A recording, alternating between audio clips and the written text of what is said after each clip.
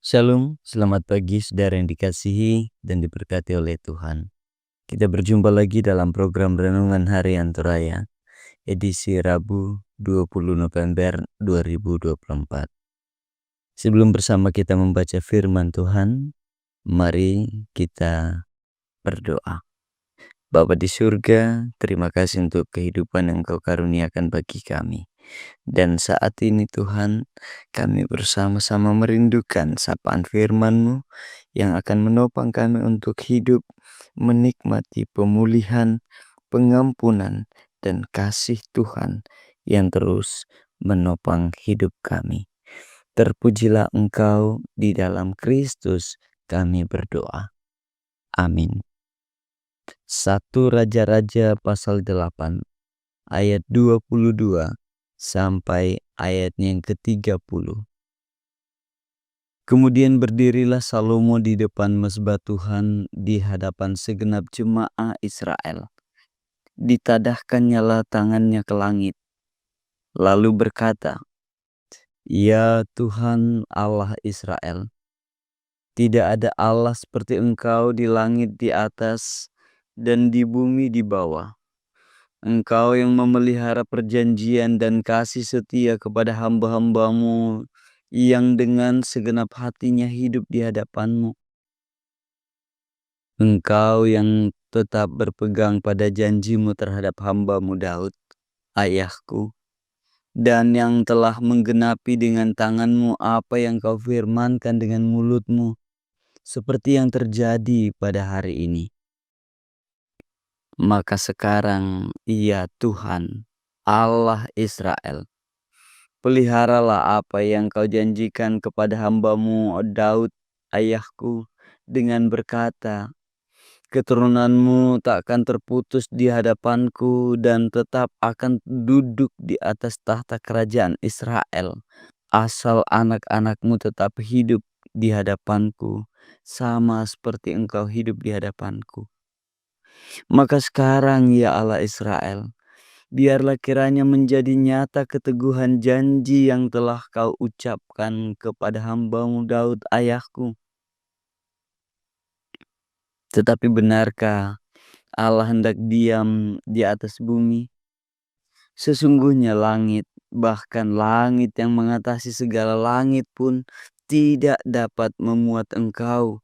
Terlebih lagi rumah yang kudirikan ini.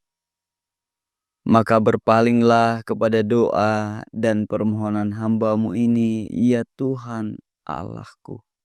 Dengarkanlah seruan dan doa yang hamba-Mu panjatkan di hadapan-Mu pada hari ini. Kiranya mata-Mu terbuka terhadap rumah ini, siang dan malam, terhadap tempat yang Kau katakan, namaku akan tinggal di sana. Dengarkanlah doa yang hamba-Mu panjatkan di tempat ini.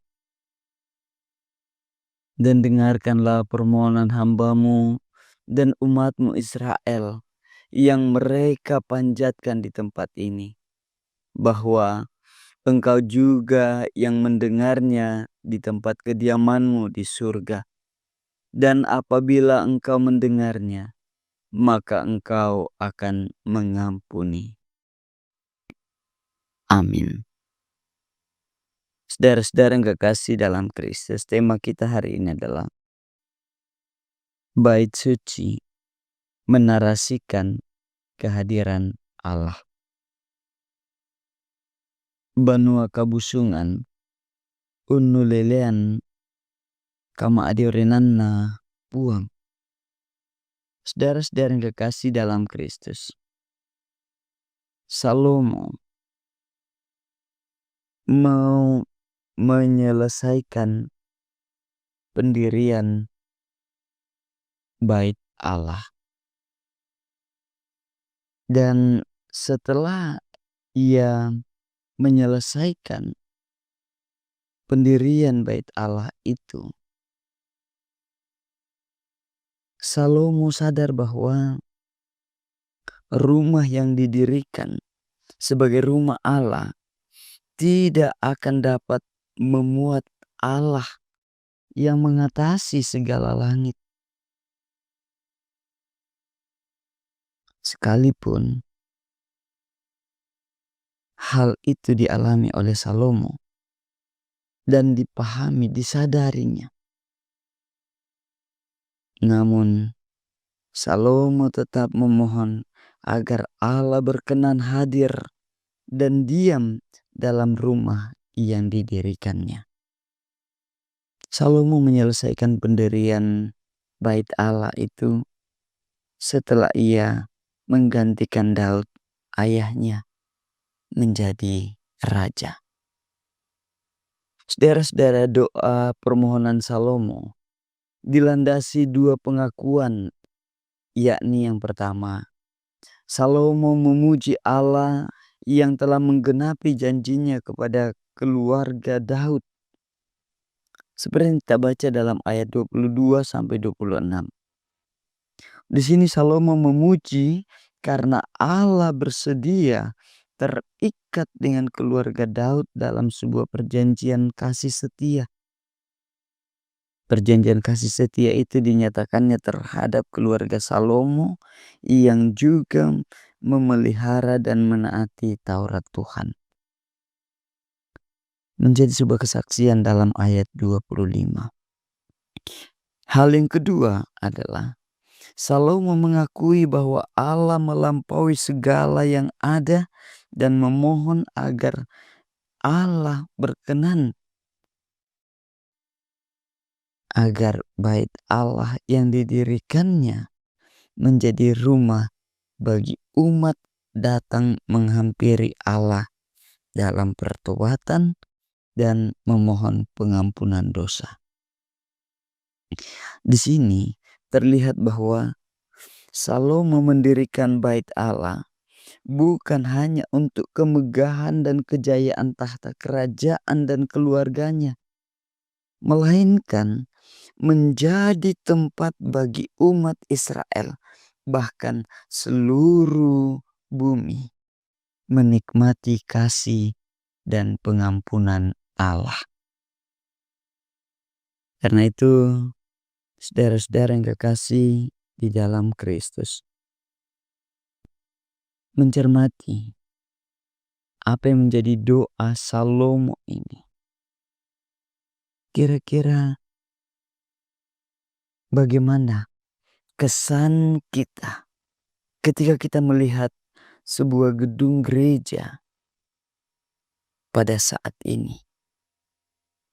Mampukah kita juga menikmati dan menghayati bahwa gedung gereja itu sedang menarasikan kehadiran Allah? Seberapa besar kerinduan kita kepada gereja sebagai rumah persekutuan, memohon pengampunan Allah, dan menikmati kasih setia Allah di dalamnya. Semua pertanyaan ini dapat dijawab dan dihayati apabila kita seperti Salomo dalam pembacaan kita, sehingga kita pun boleh melihat kehadiran Allah dan bersedia terikat perjanjian dengan kita. Tentu dalam perjanjian kasih setia. Saudara-saudara yang kekasih dalam Kristus,